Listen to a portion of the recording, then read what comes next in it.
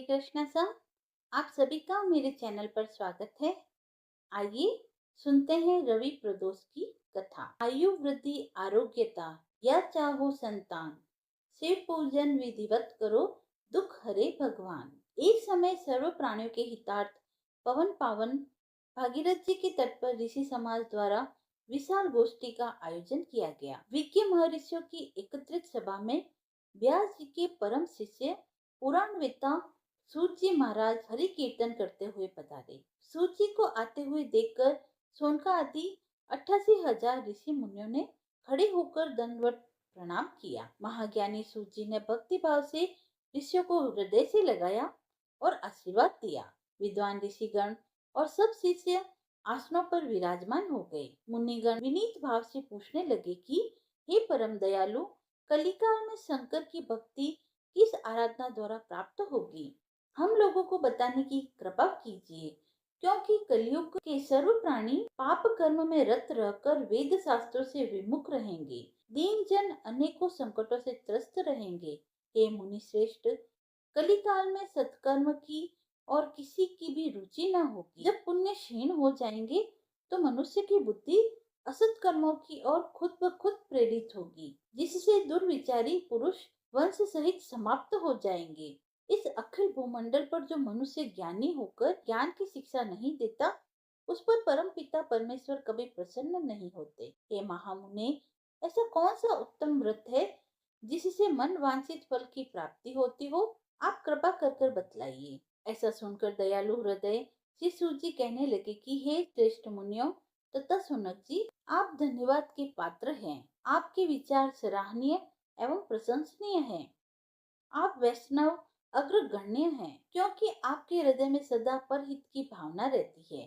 इसीलिए हे सोनकादि ऋषियों, सुनो, मैं उस व्रत को तुमसे कहता हूँ जिसके करने से सब पाप नष्ट हो जाते हैं।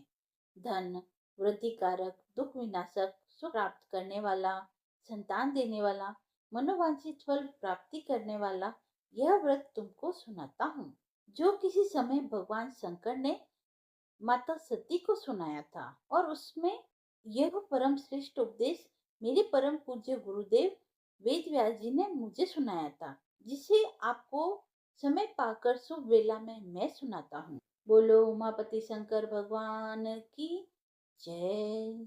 सूची कहने लगी कि आयु वृद्धि स्वास्थ्य लाभ हेतु त्रयोदशी का व्रत करें। इसकी विधि इस प्रकार: प्रातः स्नान कर निराहार रहकर शिव ध्यान में मग्न हो शिव मंदिर में जाकर शंकर जी की पूजा करें। पूजा के पश्चात अर्ध पुण्य त्रिपुंड का तिलक धारण करें, बेलपत्र चढ़ाएं, धूप दीप अक्षत से पूजा करें, ऋतुफल चढ़ाएं तथा ओम नमः शिवाय मंत्र का रुद्राक्ष की माला पे जप करें। ब्राह्मणों को भोजन कर समर्थानुसार दक्षिणा दें। तत्पश्चात मौन व्रत धारण करें। वृत्ति को सत्य वचन बोलना आवश्यक है। हवन और आहुति भी देनी चाहिए। ओम ह्रीं क्लीं नमः शिवाय स्वाहा मंत्र से आहुति दें। इससे अभिष्ट फल की प्राप्ति होती है। वृत्ति को पृथ्वी पर शयन करना चाहिए। दिन में एक बार ही भोजन करें, इससे सर्व कार्य सिद्ध होते हैं। श्रावण मास में तो इसका विशेष महत्व है। यह सर्व सुख धन आरोग्य देने वाला, सब मनोरथों को पूर्ण करने वाला व्रत है। सोनकादि ऋषि बोले, हे पूज्यवर महामते, आपने यह परम गोपनीय मंगलप्रद कष्ट निवारक व्रत बतलाया है। कृपया यह बताने का कष्ट करे कि यह व्रत सबसे पहले किसने किया और उसे क्या फल प्राप्त हुआ। श्री सूत जी बोले, हे विचारवान ज्ञानियों, आप शिव के परम भक्त हैं। आपकी भक्ति को देखकर मैं व्रती मनुष्य की कथा कहता हूँ। ध्यान से सुनो।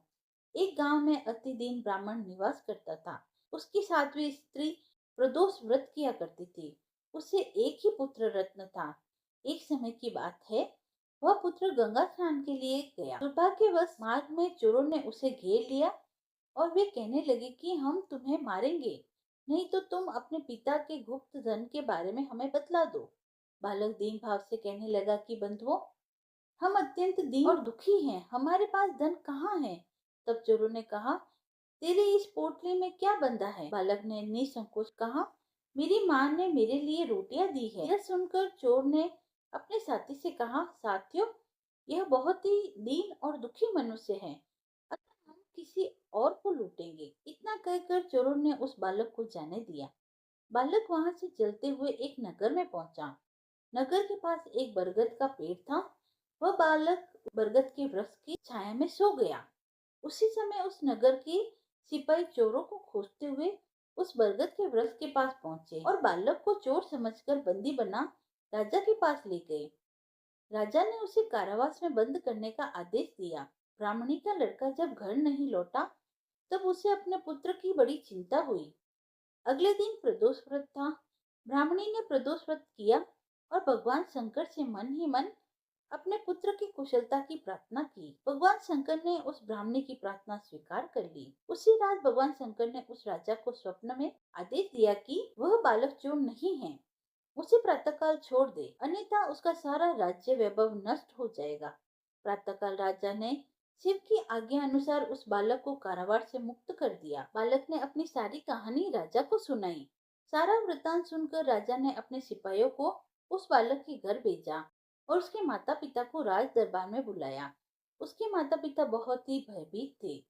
राजा ने उन्हें भयभीत देखकर कहा, आप भयभीत न हो, आपका बालक निर्दोष है। राजा ने ब्राह्मण को 5 गांव दान में दिए, जिससे वे सुख पूर्वक अपना जीवन व्यतीत करने लगे। भगवान शिव की कृपा से ब्राह्मण परिवार आनंद से रहने लगा। जो भी इस प्रदोष को करता है वह सुख पूर्वक अपना जीवन व्यतीत करता है। बोलो उमापति श्री शंकर भगवान की जय। कथा समाप्त हुई। यदि आपको वीडियो पसंद आया हो तो आप मेरे चैनल को लाइक शेयर एंड सब्सक्राइब करें।